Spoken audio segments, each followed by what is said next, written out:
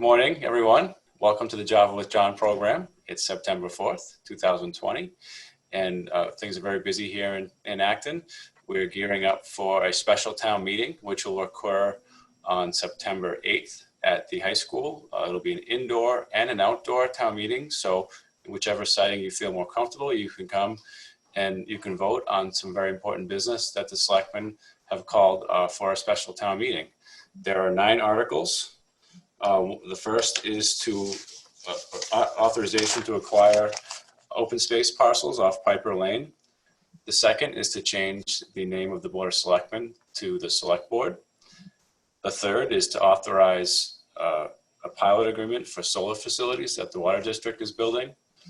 The fourth is to fund the small business program, which we have a special guest on the program today to talk more about. And the fifth is to declare a climate emergency, which is the topic that we discussed last week. We're also going to look at statutory language related to speed safety zones, Saturday office hours, releasing an old restriction on a property on Strawberry Hill Road, and some housekeeping for the zoning bylaws. So I hope you can come and vote. And we did record presentations about each article on the town meeting website if you want to learn more about it before you come to the meeting. So that's really a big issue, but we're also working very hard to continue to respond to the COVID-19 pandemic. The Acton Boxborough schools are ramping up and getting ready to have the kids back soon. And I know the teachers are there and working hard. We had an election earlier this week, and I want to recognize our town clerk, Eva, and all the staff and volunteers that helped make that day happen. The logistics for an election are very complicated. The logistics for an election during a pandemic are so much more complicated. And with early voting and the absentee voting, there was a lot that went into it this year, and they pulled it off and they did it and made it look easy, and it definitely wasn't. So I want to thank them for all their work. And I want to also welcome Heather York, our nursing director, who has been doing a great job helping us through this pandemic. And as she does every week, will be providing us an update on what's going on lately with cases and other notes of interest. Heather, good morning. Good morning, John. Good morning, everyone. Nice to see you again. So currently in Acton, we have had 199 positive cases since the beginning of the COVID-19 pandemic. Currently, there are 5 in isolation. 172 have recovered, and unfortunately, in the beginning of all of this, 21 fatalities. The governor yesterday declared September Massachusetts Emergency Preparedness Month, which is a great thing, as it is also National Emergency Preparedness Month. If you go to www.mass.gov/b-prepared-for-emergencies, there's some nice links on there for making a family emergency plan, for building an emergency kit, an emergency preparedness for anyone who is disabled or for people with functional needs, and then also emergency preparedness for your pets or other animals. It's been a learning curve for all of us, I think, with the pandemic that we have going on. It was an eye-opener for people who did not have emergency plans in place. So I think this is definitely the right time to do this, and for people to really start thinking about, what do I need to do in the coming months if we are, as a state or a nation, shut down again because of the pandemic. So check out again www.mass.gov/b-prepared-for-emergencies. So I think that's a really good thing people should start thinking about. With the upcoming long weekend for Labor Day. Just to remind folks, there still is a travel order in effect. New states have been added that don't have to quarantine or show negative test results coming into Massachusetts. The full list is on mass.gov, but there's 10 states currently, and they include Colorado, Connecticut, Delaware, Maine, New Hampshire, New Jersey, New York, Pennsylvania, Vermont, and West Virginia. Those states, you do not have to quarantine once you come to Massachusetts. And also, again, you do not have to have a negative test result. So just also as a reminder, as we saw back in Memorial Day and especially 4th of July when things started opening up, just a reminder, continue to socially distance, continue to wear masks when you can't socially distance. If you're having or going to a cookout, limit that amount to under 50. Per the governor's guidance and orders that are out there. In any enclosed outdoor space, there should be 50 or less people. And if you can't socially distance in that space, you really should be wearing masks. So be safe this weekend, everyone, and enjoy the last little bit of summer that we have coming up. Thank you, Heather. Thank you. Thank you. So Rhode Island's still on the list, huh? Rhode Island, yes, is still on the list of the states that need to quarantine and or be tested as negative coming into Massachusetts. So there's still a limited number of states. So if you go and visit as a Massachusetts resident, make sure when you come back, you fill that online form out. If you're in the states that are exempt, those 10 states I discussed, you don't need to be tested, but you should still report that you were there. And then if you're going anywhere else like Rhode Island, you should definitely be getting a test before you come back and waiting for those test results. You should be quarantining if you don't have them when you get back into the state.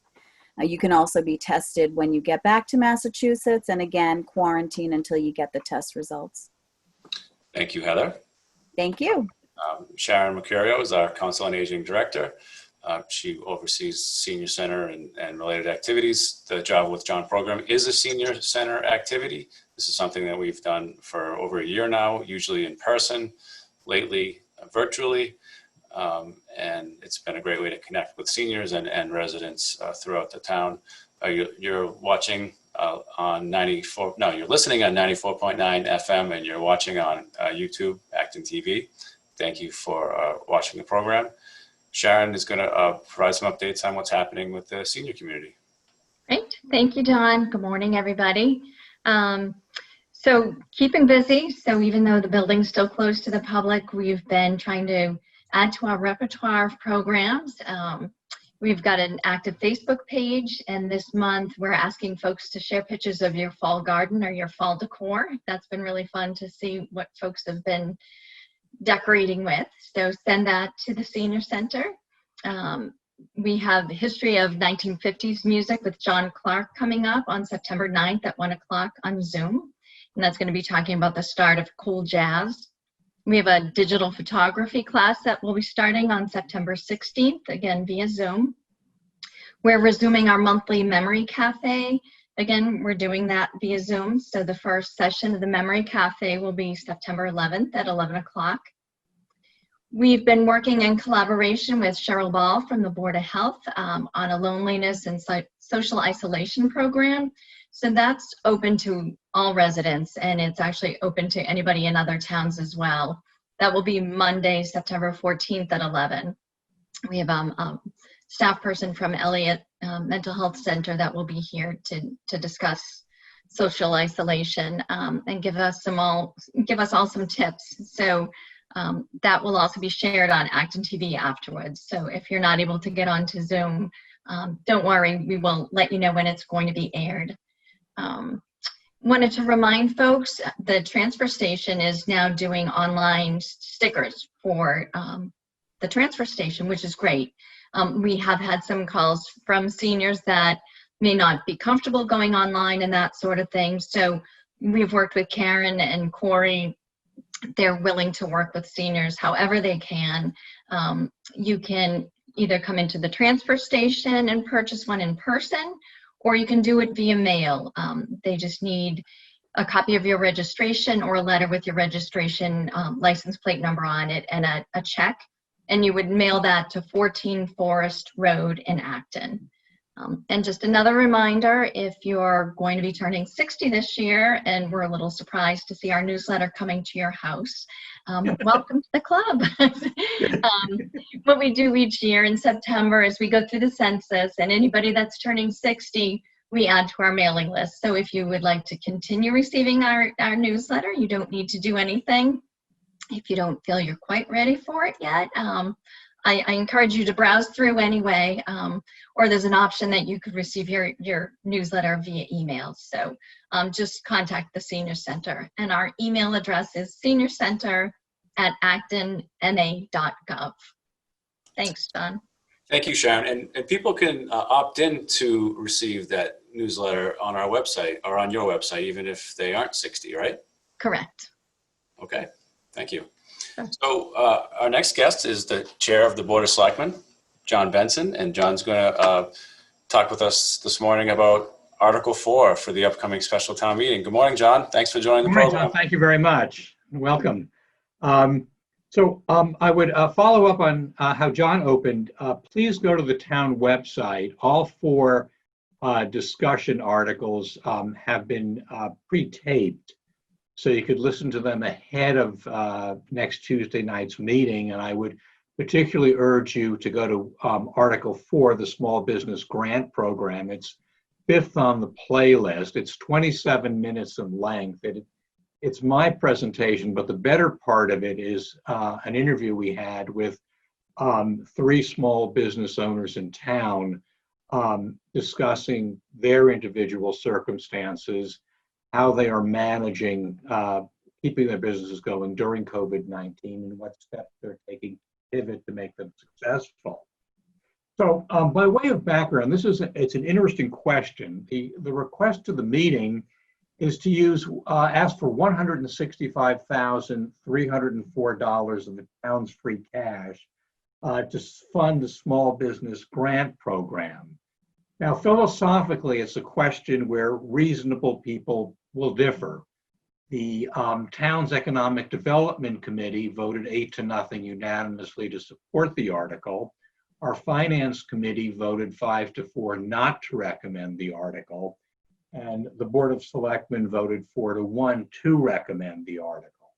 Now, in saying that, we're certainly aware of the anxieties and concerns of all residents around financial issues in the wake of COVID-19.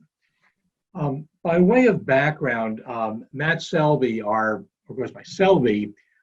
town's business business development and land use director, created last May a small business grant program.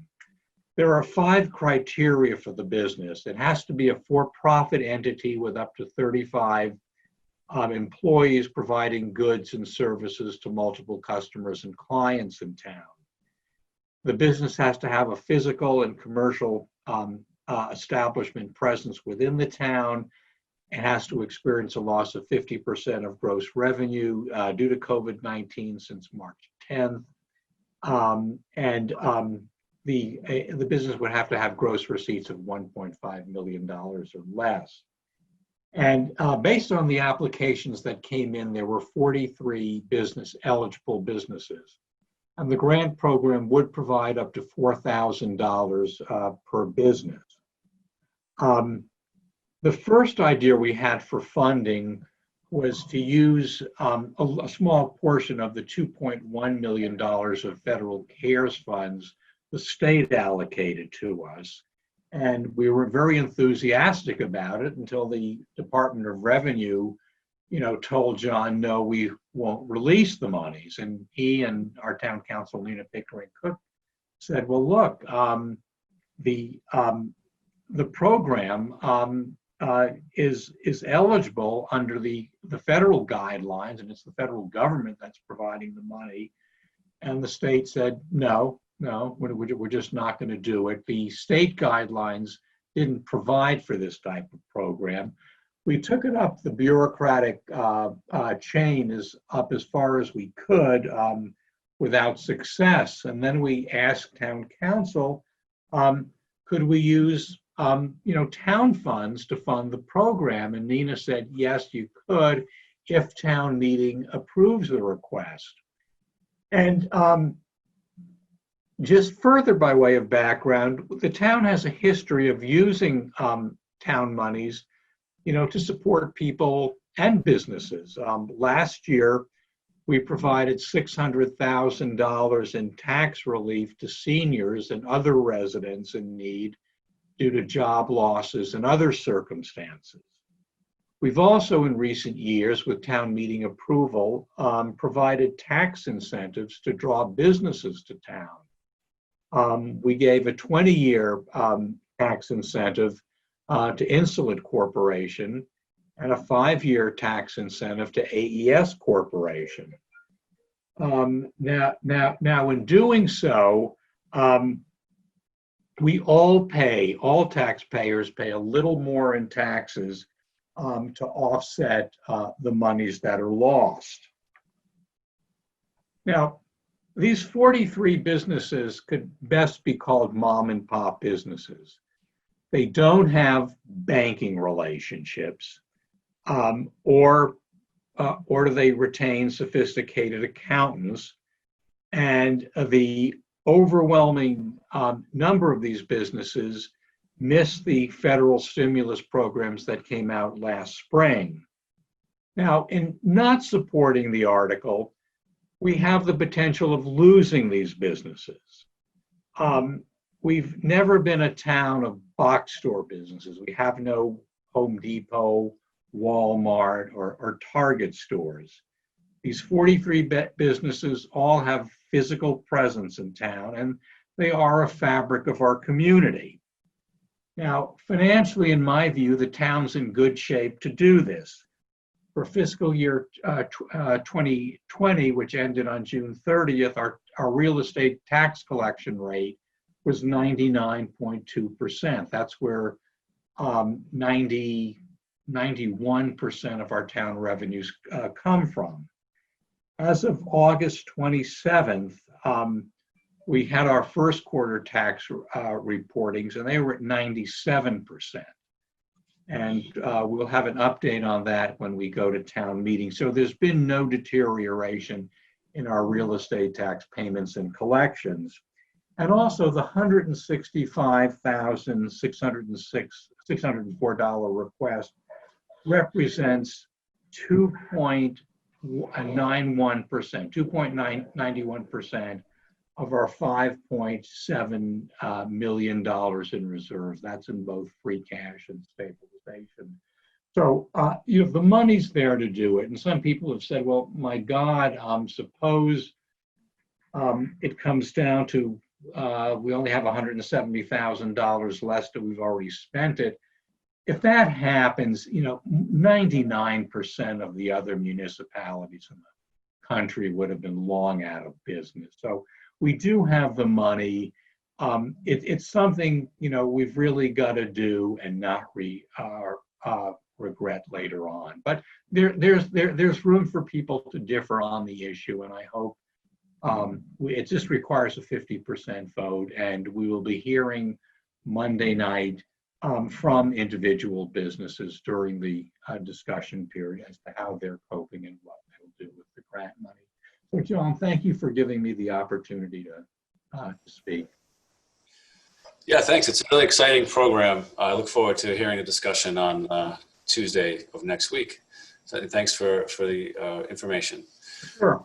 Our next guests, Chief Burrows and Detective Stackhouse from the Acton Police Department, are going to be talking about a new program that we started very recently. And the main star of this new program is named Zane. And so they will tell you who that is. So welcome to the program, folks. Thank you very much for inviting us, and good morning, everyone. I'm here in my office with Detective Jon Stackhouse and our newest member of the Acton Police Department, Zane. I'm going to have John give you an overview of the program. The Selectmen accepted his donation a couple of weeks ago through Zoom, and they've accepted some donations from a local veterinarian and Pets Unlimited to supply food. And we're hoping to do a nice presentation and have the executive director of and founder of Puppies Behind Bars, the program that we got Zane through, to come to a Board of Selectmen's meeting in the future and have a nice presentation. But in the meantime, you're going to see Zane around town, so we wanted to give you a quick idea, a quick overview of who he is and how he came to us. So good morning, thank you for having me, John. I appreciate it, and welcome to everybody else on the call. I found out about Zane through a nonprofit that I work for with permanently injured police officers back last year, and did some research, applied through the program, and began discussions with the chief and the organization, and was fortunate enough to be accepted and go through a 2-week training process down in New York. Zane is just under 2 years old. He's 19 months old. He was raised by prison inmates in a Fishkill Correctional Facility in upstate New York. He entered prison at 8 weeks old and came out about the second week of July, first or second week of July, and he's been with me ever since. It was a very rewarding experience. Unfortunately, due to the pandemic, our class every day was over a Zoom, as we're on now. So we had to adapt and modify the usual training program that is usually done in person in the correctional facility. Zane was one of 4 dogs, and we were a full law enforcement class. The other officer was from Yale University, and there was an FBI agent from San Diego, and myself. And the 4th recipient was a retired NYPD officer who was permanently injured on duty, who was receiving a dog for himself. So the other 3 dogs are being utilized for community purposes and community outreach. So Zane this is new for the organization, as well as new for us, in addition, as a new type of police dog, but he bridges the gap between the community and the police and breaks down barriers, and is a lot easier and is an instant conversation starter everywhere I go in town. He's a fully trained and certified service dog, so he has full access to pretty much everywhere. We were in Stop and Shop not too long ago, and it took me 20 minutes to get back to the deli counter to get my lunch. So it definitely engages people in conversation, which is exactly what we want here, is to, again, further that outreach and speak and break down those barriers and have conversations with the community. And it's a fully trained service dog. Fully trained service dog, so Can we see him again? Where is he? Stand. Time for some commands. Stand. We'll do the town manager's favorite one is speak, so we'll do that. Zane, speak. Speak. There you go. So that's one of 90-something commands that. 92. So he can retrieve things off the floor. He can turn lights on. He senses seizures. He can Elevators. push the elevator buttons. He can dial 911 from certain phones, which is pretty cool. One of the best commands I've seen for anybody that owns a dog is when his leash gets locked up in one of his legs, John says, "Fix it." And Zane picks up all 4 of his legs individually, so if it was wrapped around his leg, it would release the leash. That's great. So, Zane, speak. Speak, Zane. Only listens to John, huh? Only listens to Stackhouse? Yeah, you want to just, hey, speak. Okay, good. All right, That's good. So what's interesting about Zane is that when you think about a canine and what a police use dogs for traditionally, this is totally different. This Correct. is not a canine program. This is a way to engage with the community, not a way to do police work. Correct. So there's all types of police dogs, patrol dogs, drug dogs, bomb dogs. The organization that he came from trains 2 types of dogs: service dogs and explosive detection. It's one or the other. They're not cross-trained. So it's harder to be a service dog because he knows 92 commands where the explosive detection dogs know, I believe it's about a dozen. So it's very intense program, and it's a lot of effort on the puppy raisers that to train them and get to where he's the level that he's at. He has to be certified, recertified every year for public access. So that's a test where the organization will come up here and we'll go out to a restaurant, we'll go to a supermarket, we'll go to various businesses, public places, and they test his ability to interact in all of those environments. But future endeavors, and again, because of he is a police dog, would be getting into the school systems, going in and seeing in reading books to the young children, all elementary schools. Working. Wait, the dog can read? No, he knows there's a command that he can call "Tell me a story," so we can actually put a child eventually, hopefully, when we get back into that normal environment, where a child can on the floor, and you can't see him now, but basically he will lie down on that person, and a part of his body will be on that child, and a child or an adult can then interact with the class. So they've had that experience. He's had over 10,000 hours of actual socialization outside of the prison in the past 2 years. But Volunteers would come into the prison and take the dogs out to the subway, to the supermarket, to the museums. So he's had thousands of hours of social interaction. So this program is going to be a great way for the police department to connect with the community and different parts of the community. But there's also a benefit that I'm really excited about internally.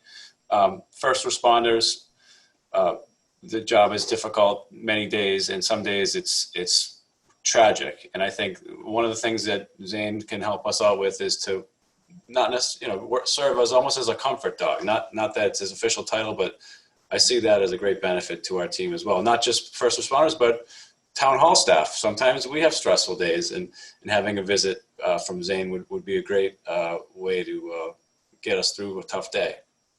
Zane was very well received at the early voting up at Town Hall. He made a couple of trips through. he was well received last night at the 8 o'clock hour at the polls last night as well, when everybody was tired and exhausted. As soon as he walked in the room, it was just like it was 8 o'clock in the morning again. It was everybody was happy to see him and kind of uplifting and got everybody through it. So Great. Well, it's been nice to get some more inside scoop on Zane, and I know we look forward to seeing him out and about through town. And there's much more media blitz that I know that you're planning for this fall. So I look forward to participating and helping with that. And thank you for being here. We at this point in the program for Java with John, we would take questions from the public. We haven't received many today, so we don't have any, but we do have an opportunity for our guests. If there's any questions that you want to ask of each other, we can do that now, or we can wrap it up. Go ahead, Sharon.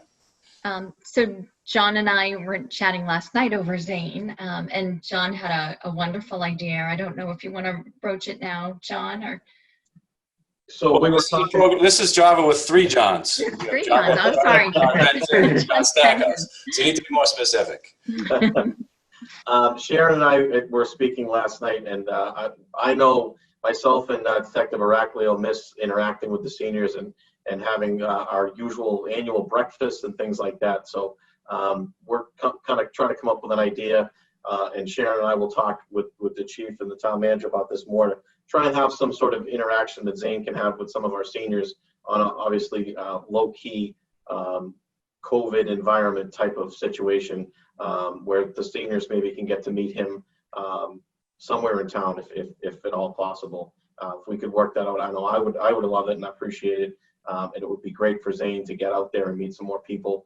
And I'm sure the seniors and the people that are watching this would love to meet him and see him in actual person instead of over a computer screen. Correct. Yeah, town meeting. Yes, absolutely.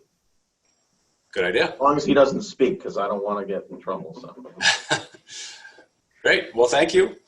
Another example of an innovation out of our police department, and we're proud of the work that you're doing over there. So thank you. Thank you. Well, that's a wrap for the September 4th Java with John program. Again, enjoy the Labor Day weekend. Don't forget, town meeting is September 8th, and we hope to see you there. Thank you. Thank you. Thank you. Thank Good you. weekend to all.